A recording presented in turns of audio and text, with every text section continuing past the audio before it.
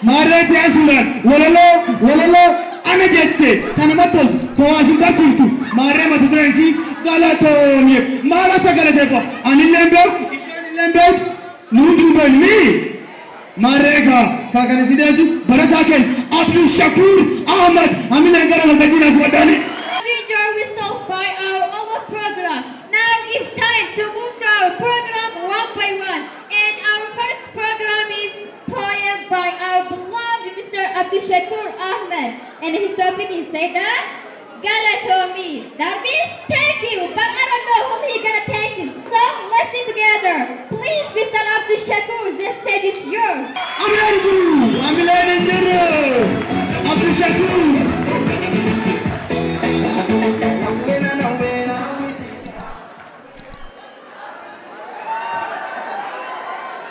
Hello there, hello here. Kamba kandiha kamulla firi kabajamto tate na kam nagajirtu kakali wante na hadufu bagaruf tamartu akam nagajirtu jarta afdarga kesan wari kisi fudaf kane kakallesa baganu jirate guya kana eide guya gammachu ke na baganuf kammat Anadu bagaduf tanundu makko fi makidan jamali fi Abdul Muhammad fi faten tadasan zamachun isinis waritare erfe laga fadame bagamati guddana rani singe amma sirademin anadufu sanyi te sanyi daga ga itafu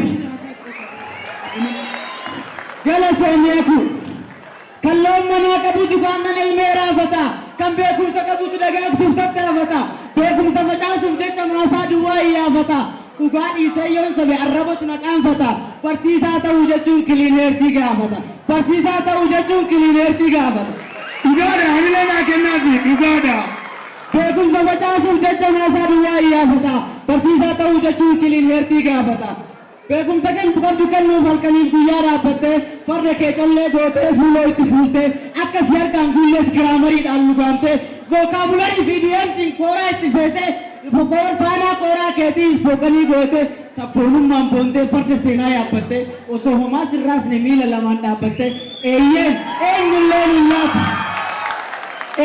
engulenullat kenna atinuflatte bekum sana bisif kenna halkanif guyahirta Abbas or the web kam ka family Allah is chik amile na kenna yelde kadula amile Partisa kane yuile partisa ka Abdul Aziz garu undubatin hadisa takka kolfizise takka sirbisisa qosafta besati se kachisa osohini fanne kara sigartisa eye osohini fanne kara sigartisa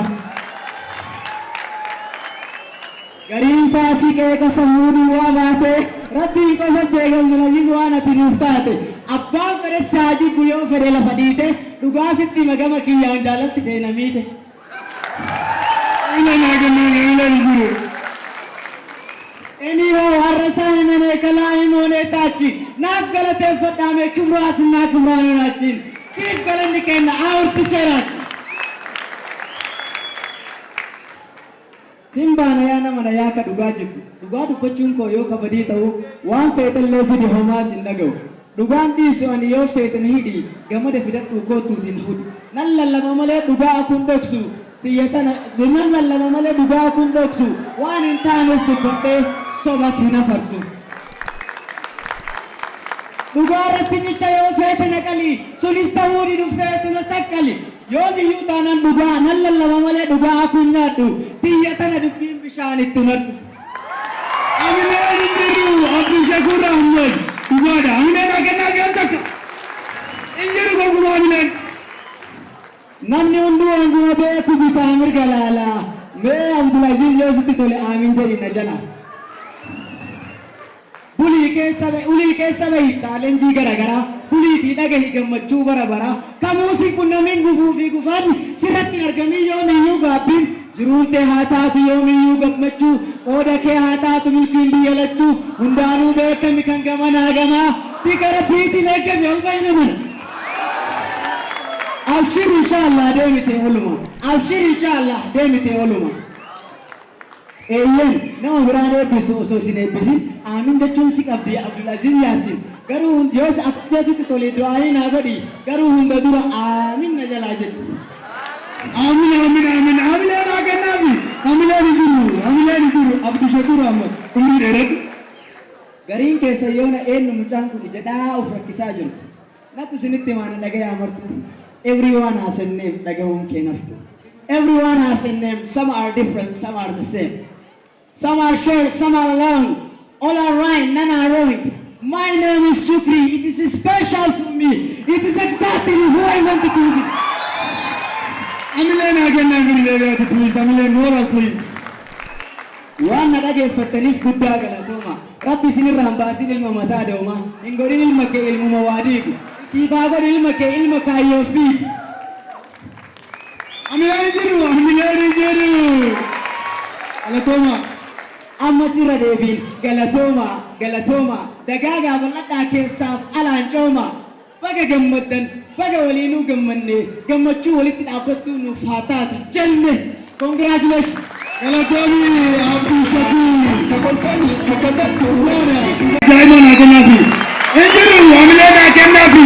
Dhugaadha waan Abdulaziz Yaasin barattoota naa ta'e ilma namaa osoo hin ta'in rabbii guddaan haa dubbatu. Irra deebi'a amileen haa kennaafi. Okay, ladies and gentlemen, our program is continued as this. And now the next program is amazing motivational speech.